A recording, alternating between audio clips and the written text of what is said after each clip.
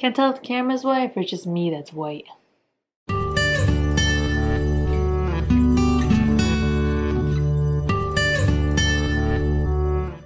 Hey everyone! Long time no see. Or as they say in Korean, 오랜만이에요.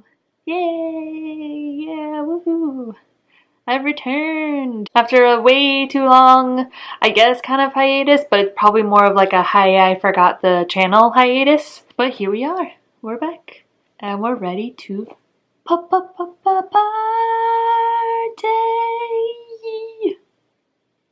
Today, after watching this video, you will be able to answer the question, how the f do you get around Korea?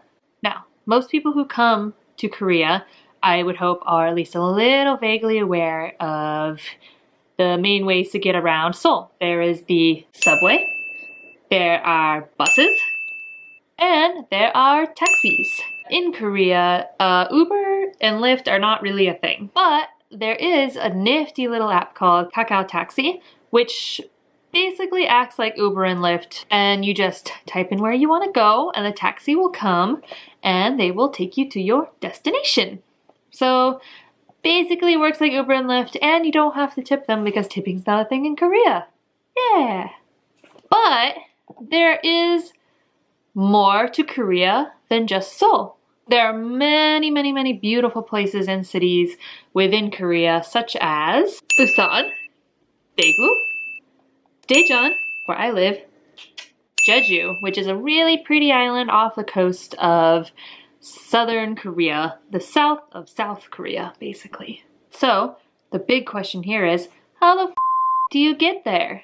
A disclaimer here, this is based on my own personal experiences, so if I forget to mention something or there's something really important that I may have left out or maybe I don't know or have experienced, that's what the comments section is for. You can leave your own opinions in the comments.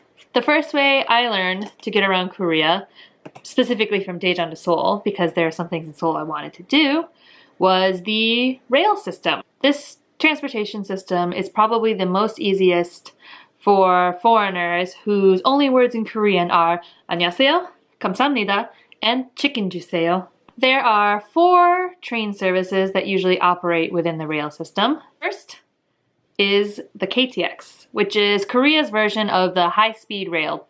It goes about, 200 kilometers per hour, and it can get you from Seoul to Busan in about 2.5 hours. It's the fastest, but also the most expensive. The second option is ITX, which is slightly slower than the KTX, but also slightly cheaper. If you're not in a super hurry, but you still want to get there in a reasonable amount of time, you can take the ITX, which is honestly just as comfortable as a KTX and is just as nice. Third option is the Munggwa, which is Korea's slow train. The slow train is the cheapest, but like I said, the slowest option. For me, to get from Daejeon, which is in the middle of Korea, to Seoul, takes about 2 hours by the Munggwa train. So if you want to save some money, if you don't want Wi-Fi, if you don't want any plugs, then the Munggwa is the right choice for you. But really, it's not so bad of an experience, especially if you're saving that kind of money.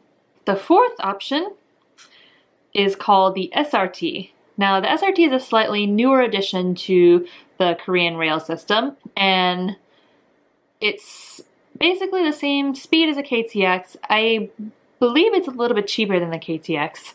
And actually, instead of going into Seoul Station, it goes up into Suseol, which is the Gangnam area. So if you are staying in the Gangnam area, and that one may probably be a really good choice for you to do that. But the main difference between the SRT and the KTX is that while the KTX has a website and it's in English and it's foreigner friendly except foreign cards, the SRT website is all in Korean and not very friendly for foreigners or travelers who are coming to Korea. But you can get all of those tickets at the train station. It just makes it a little bit harder because you have to actually go to the train station and go and buy the tickets and attempt to find out where you're going. If trains aren't your shot of soju, or the train doesn't reach the destination you so desire to go to, maybe the express bus is for you. Now, I'm not talking about the city buses that go around, hop on, hop off, because that would be a very long city bus ride if you would go from Seoul to, Busan. per se. The express buses are just that, they're express buses. They don't stop anywhere, they go from one point to one point. They're generally much cheaper than the KTX. There's a lot more range of places that they will go to. So if you're going to a place that necessarily isn't serviced by the rail system in Korea, then maybe the express bus will probably take you there, as long as you go and look. Now, for the buses, there is 1, 2, 3 apps, 4 maybe. There's probably like 15 more, honestly. All the apps are in Korean, of course, because we're in Korea. They speak Korean. But you can buy a ticket at the bus station. And in Seoul, there is one, well, the one I usually go to, a big bus station called the Gosok Bus Terminal. It's near Gangnam area, and it has shopping and food and lots of bus lines and take you many different places. So if you want a cheaper ride, if you want to see more of the countryside maybe, if you want to go to places that the rail service doesn't provide, then the bus system might be for you. I personally take the bus a lot because going from Daejeon to Seoul can get pretty pricey. And taking the KTX up and down and up and down and up and down costs way too much money. So I take the bus usually. And it's actually pretty nice. The buses are actually really, like a really nice quality bus. And there are multiple companies that do these buses. There are different price levels based on what kind of comfort and what kind of like space that you want. So generally I go for the cheap one, which is still honestly really nice. Another option, if you're feeling a little spicy, is to take to the skies. Ooh. There are a couple of regional airports in and around Korea. I know there's one near Daejeon. There are 2 main airports in Seoul, one in Gwangju, one in Jeju, one in Busan. If you look online, you can always find good deals going from some of these airports to other airports. So if you really want to save on time, you can take these flights. They're obviously more expensive than, taking a bus or taking a cheap train. But sometimes it might be easier for you and it might be, less time. I believe you can get from Seoul to Busan in about an hour, and the train usually takes 2 hours. If you're feeling up to it, you can always take a flight. If you want to get to Jeju, that's one of the only options that you have to get to Jeju, unless you're feeling up for a swim, which I don't know if people have actually swum to Jeju before.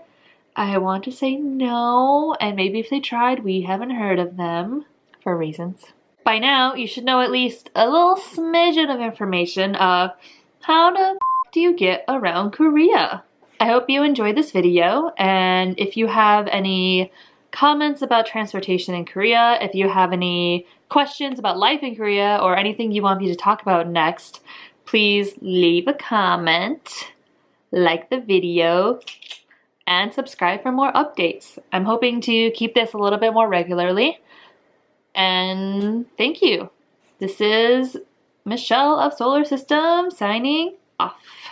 넌 날 사랑하게 될 거야. 난 널 전부가